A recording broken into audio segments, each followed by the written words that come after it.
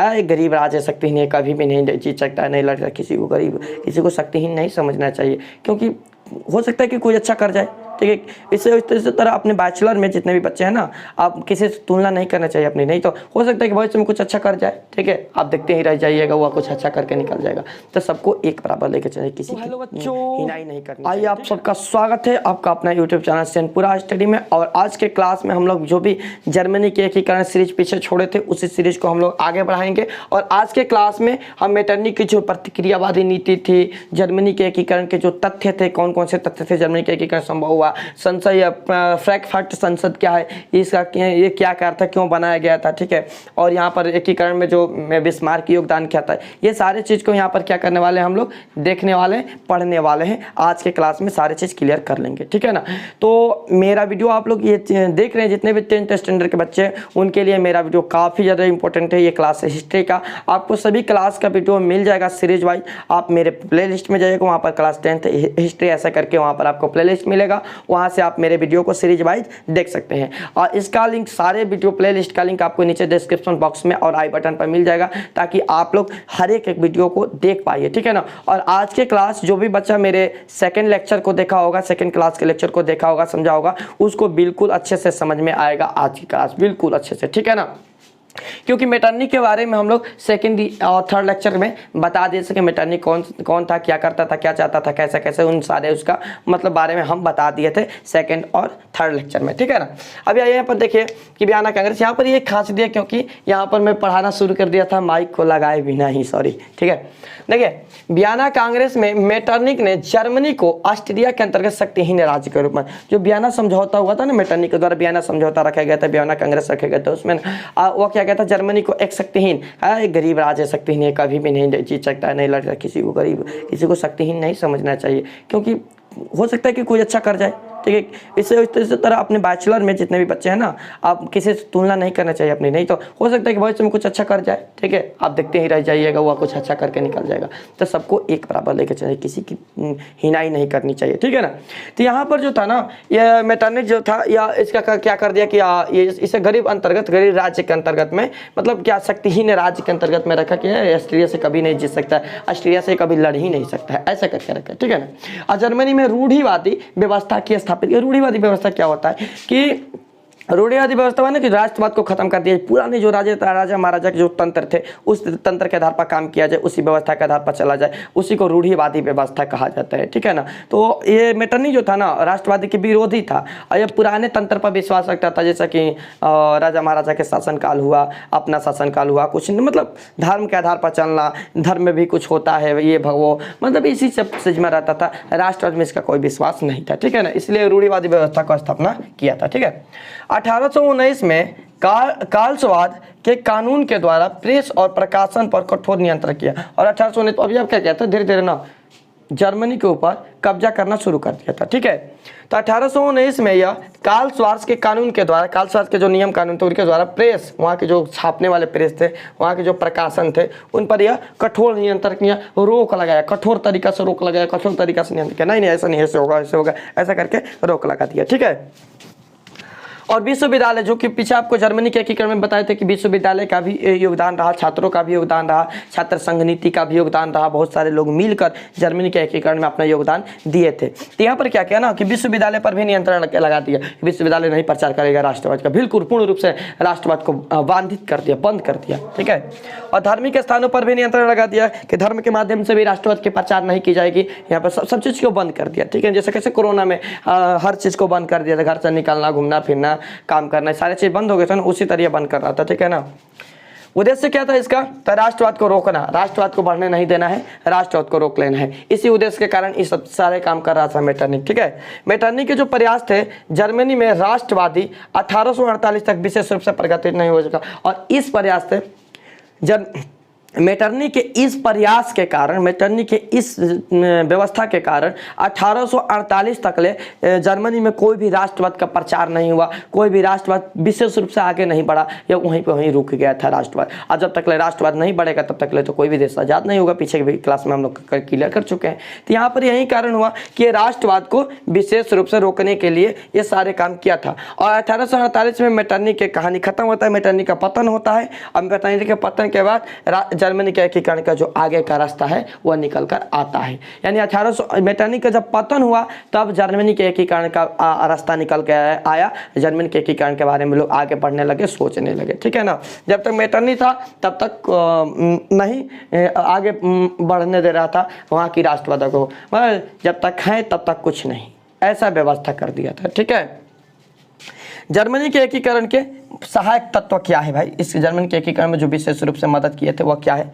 तो 1815 से 1848 के मध्य जर्मनी के औद्योगिकरण की व्यवस्था, औद्योगिकरण की भूमिका तय करें। ध्यान दीजिएगा, जर्मनी के एकीकरण तो बाद में होगा, पहले वहाँ की जो व्यवस्था है, देखिए कोई भी चीज़ को संभालने के लिए, कोई भी चीज़ को देखने के लिए सबसे बड़ी चीज़ क्या होती है, वहाँ की व्यवस्थाएं के ऊपर कंट्रोल कर लेना, वहाँ की नीति निवेश, इस सारे चीज़ पर कंट्रोल करना, वहाँ के सुधार करना, ठीक है ना। मतलब अपने अंदर में ये सारे चीज़ को सुधार कर लिया जाए ना तो एक तरीका से हर चीज़ से ठीक है भाई, तो कुछ भी काम कर सकते हैं। अपने ही घर में दिक्कत है, अपने घर में प्रॉब्लम है, अपने घर में समस्याएं हैं, तो हम लोग ये काम नहीं कर सकते हैं, ठीक है ना।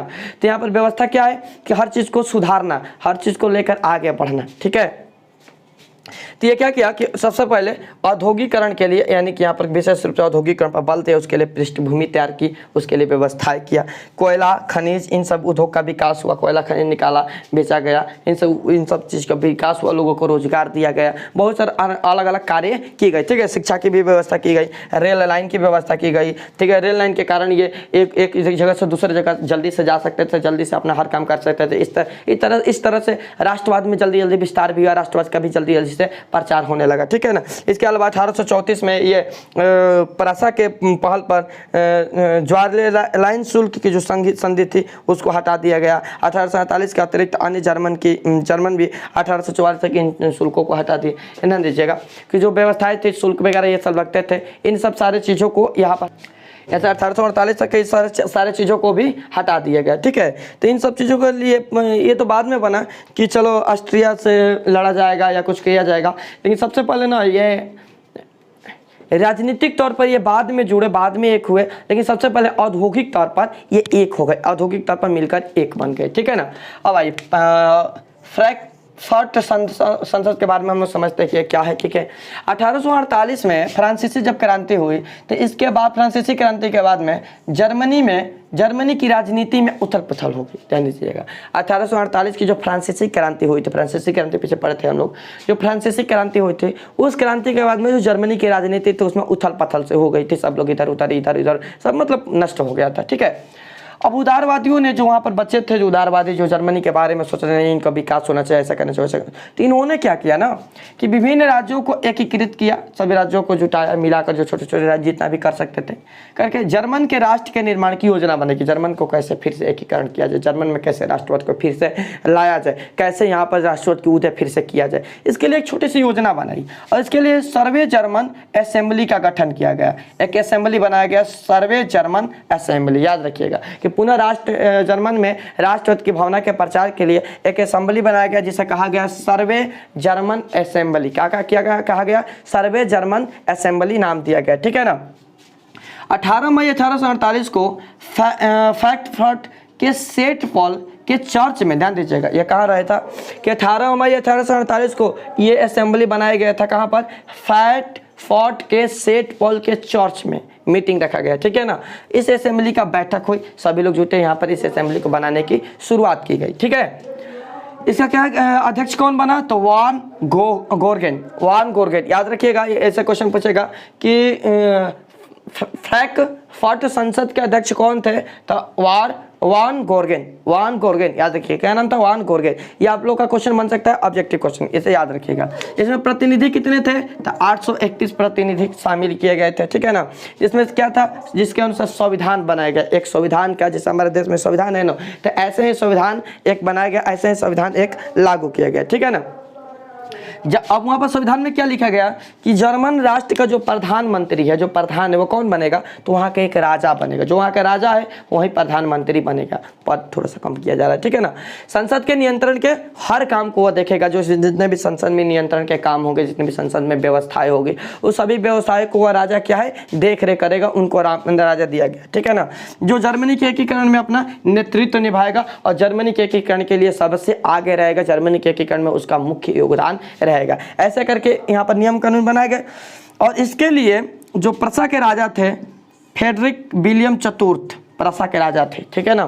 तो प्रसा के राजा फ्रेडरिक विलियम चतुर्थ को यह प्रस्ताव दिया गया कि नहीं, आप ही ये काम संभालेंगे, आप ही इसका राष्ट्र का जो है प्रधान बनेंगे। लेकिन इन्होंने क्या किया कि अस्वीकार कर दिया, कहा कि नहीं मुझे नहीं बनना है। भाई क्यों अस्वीकार किया, तो ये ऑस्ट्रिया से खुले संघर्ष नहीं करना है, ऑस्ट्रिया से डायरेक्ट युद्ध नहीं करना चाहते थे, क्योंकि इनको पता था कि डायरेक्ट ऑस्ट्रिया से हम युद्ध नहीं कर सकते थे। इसलिए इन्होंने अस्वीकार कर दिया कि नहीं भाई मुझे नहीं बनना है प्रधान वगैरह, हम यही ठीक है, हमें नहीं कुछ करना है, हमें प्रधान की उपाधि नहीं चाहिए, क्योंकि हम डायरेक्ट ऑस्ट्रिया से संघर्ष नहीं कर सकते, युद्ध नहीं कर सकते। इन्होंने अस्वीकार कर दिया। इन्होंने अस्वीकार कर दिया तो अब कौन बनेगा भाई, कौन बनेगा, राजा ही तो बनना था ना, कौन बनेगा। अब ये जो असेंबली था वो भंग हो गई, व्यवस्थाएं सारे भंग हो गई, अब नहीं चली असेंबली, ठीक है ना। एकीकरण भी रुक गया, यहाँ पर जितने भी एक कार्य इतने किए गए थे, मीटिंग वगैरह सब खत्म हो गए, ठीक है। यही था हमारा फ्रैंकफर्ट की संसद, ठीक है। 1849 से 1860 के बीच में रूढ़िवादी और प्रतिनिधिवादी प्रगतिवादी, अब इनके बीच में दो युद्ध हो गए, दो पार्टी बन गए। एक रूढ़िवादी पार्टी बन गई जो धर्म और ये राजतंत्र पर विश्वास रखता था, ये पार्टी बन गया। एक प्रगतिवादी पार्टी बन गया जो राष्ट्रवाद पर विश्वास रखता। दोनों के बीच में तू मैं कुछ दिन तक होता रहा, ठीक है कि नहीं, ये ठीक है वो ठीक है, ऐसे ठीक है वैसे ठीक है, आपस में तू मैं कुछ समय तक चलता रहा, ठीक है। अब बीच में आपसी प्रतिद्वंदी चलती रही। राष्ट्रवाद में ऑस्ट्रिया और प्रसा नेदरलैंड। अब देखिए जो यहाँ पर चल रहा था भाई चलती रही, तो यहाँ पर क्या हुआ, ध्यान दीजिएगा, ये सब प्रक्रिया चलती रही। अब इसका लाभ कौन सा, अभी आपस में लड़ रहे हैं दो, ठीक है, कि कौन सा उठाया, ऑस्ट्रिया और प्रसा, इसका लाभ उठाया। और इसमें जो राष्ट्रवाद चल रहे थे, इन राष्ट्रवादों को यह क्या किया, दबा दिया, हटाओ दबा दिया जाए, राष्ट्रवाद यहाँ पर खत्म हो जाता है, ठीक है। अब पुनः एकीकरण में बिस्मार्क का योगदान, हेडिंग बनाए हम लोग, ध्यान दीजिएगा। यहाँ पर क्या होती है, इसी बीच में जो यहाँ पर ये राजा थे फ्रेडरिक विलियम चतुर्थ, इनकी मृत्यु हो जाती है। इसी बीच में इनकी क्या होती है, मृत्यु हो जाती है। और इनकी मृत्यु के बाद में वहाँ के नए राजा विलियम प्रथम को बनाया जाता है। यहाँ पर इसी बीच इनकी मृत्यु हो जाती है। और इनकी मृत्यु के बाद वहाँ के नए राजा बनते हैं विलियम प्रथम। कौन से, विलियम प्रथम वहाँ के नए राजा बनते हैं, ठीक है ना। और यह राष्ट्रवादी थे, इनका विलियम प्रथम का तो राष्ट्रवाद में विश्वास रखने वाला, यानी एक बार पुनः फिर से राष्ट्रवाद यहाँ पर जागृत होता है, ठीक है ना। यहाँ पर नष्ट होने के बाद में, दबाने के बाद में एक बार फिर से राष्ट्रवाद यहाँ पर जागृत होता है। और ये प्रसा के नेतृत्व में जर्मनी का एकीकरण करना चाहते थे। मतलब इनका मानना था कि प्रसा साथ देगा तो जर्मनी का एकीकरण संभव है, प्रसा को अपने में मिला लिया जाए और तब जर्मनी का एकीकरण किया जाए, ठीक है ना। किससे भाई छुड़ाना था जर्मनी को, तो ऑस्ट्रिया और फ्रांस से, ठीक है ना। जो इटली को ऑस्ट्रिया से ही छुड़ाना था शुरुआत में, लेकिन बाद में फ्रांस भी शामिल हो गया था, फ्रांस से भी छुड़ाना था, रोम फ्रांस ले हुआ था, पीछे हम लोग पढ़ चुके हैं। उसी तरह जर्मनी को ऑस्ट्रिया और फ्रांस से छुड़ाना था, ठीक है ना। तो यहाँ पर जो ऑस्ट्रिया और प्रसा कभी कभी साथ देता था इटली का, कभी इधर था, प्रसा का ज़्यादातर नेतृत्व जर्मनी के तरफ में था, ठीक है ना। तो इसलिए ये राजा सोचे कि भाई जर्मनी को, प्रसा को एक में कर लिया जाए तो जर्मनी का एकीकरण है जो संभव हो सकता है, ठीक है ना। ऑस्ट्रिया और फ्रांस को ये पराजित किए, ध्यान दीजिएगा, पराजित किए बिना जर्मनी का, इनका विश्वास था, इनका मानना था कि जब तक ऑस्ट्रिया और फ्रांस को पराजित नहीं किया जा सकता, जब तक ऑस्ट्रिया को और फ्रांस को नहीं हराया जाए, तब तक इटली का एकीकरण संभव नहीं है। इटली का एकीकरण करना है तो ऑस्ट्रिया और फ्रांस को हराना पड़ेगा, उसे रास्ता से हटाना पड़ेगा, इटली का एकीकरण हो जाएगा, ठीक है ना। ये अब इन्होंने एक गलती कर दी बीच में, क्या किया कि प्रसा को सैनिक रूप से सशक्त करने का प्रयास किया। अब इन्होंने गलती क्या की कि डायरेक्ट नहीं गए प्रसा के बाद में कि प्रसा भैया आप ऐसा करिए कि मेरे साथ आप मिल जाइए, ठीक है ना। प्रसा के राजा से ये आप मेरे साथ मिल जाइए, हम लोग मिलजुल कर लड़ते हैं, और जीत जाएंगे तो अपना अपना थोड़ा थोड़ा बांट लेंगे, ऐसे जाकर उनको बोलना चाहिए था, ठीक है ना। इन्होंने क्या किया, गलती क्या की, अपने सैनिक को भेजे, जाओ प्रसा को पहले बोलना कि चलो जर्मनी के साथ मिल जाओ, और नहीं मिलेगा ना तो उस पर आक्रमण कर देना, सैनिक रूप से मिलाना प्रसा को, ठीक है ना, क्योंकि प्रसा काफ़ी ज़्यादा हेल्प इधर भी किया था। आपको बताया था कि प्रसा ने सारे काम को करने का प्रयास किया था। प्रसा मतलब एक तरीके से बोला जाए ना तो लगभग 60% जर्मनी की तरफ से 40% ये दोनों बीच में आ रहे, इसका मतलब छोड़िए, ठीक है।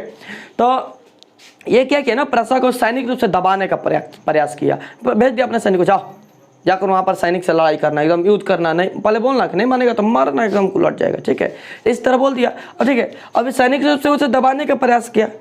अब इसके कारण जो वहाँ पर संसद था, उस संसद में विरोध उत्पन्न हो गया। संसद के अंदर में विलियम प्रथम के खिलाफ विरोध हो गया। विलियम के प्रथम के खिलाफ भयंकर लोग उत्तेजित हो गए, ये नहीं राजा ने ये सब वो सब प्लान, बहुत सारे इनके खिलाफ मतलब विरोध हो गया, ठीक है। अब इस विरोध के कारण जो राजनीतिक गतिविधि थी वह भी उत्पन्न हो गई, राजनीतिक गतिरोध उत्पन्न हो गई। लोग राजनीतिक रूप से लड़ने, नहीं ये ठीक है, ये राजा ठीक नहीं, इसको हटाना चाहिए, इसको हटाना, जैसे वैसे करके आपस में बातचीत करने लगे, लड़ने लगे, ठीक है। अब दूर करने के लिए 1862 में क्या किया, ध्यान दीजिए कि ये राजा ने, विलियम प्रथम ने क्या किया कि इसे दूर करने के लिए, इस पर कंट्रोल करने के लिए,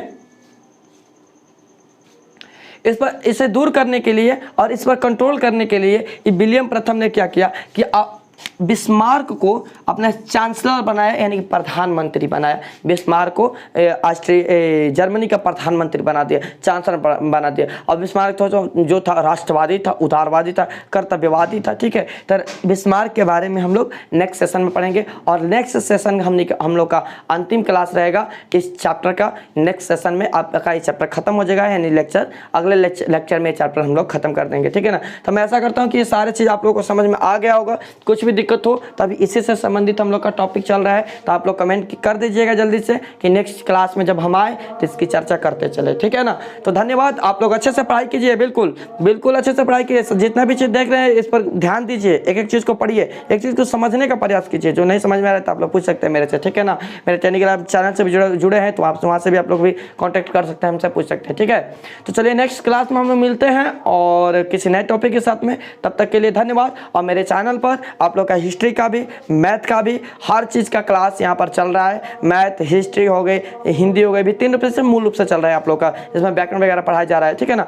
तो और साइंस का भी क्लास यहाँ पर कंटिन्यू है, चल ही रहा है। तो आप लोग मेरे चैनल के साथ जुड़े हैं, ठीक है। जो भी नए बच्चे आएंगे वो चैनल को सब्सक्राइब कर लेंगे और शेयर भी कर देंगे जितने भी बच्चों को जो इसका लाभ ले सके, ठीक है ना। तो हम लोग मिलते हैं नेक्स्ट क्लास में, तब के लिए धन्यवाद, बाय बाय।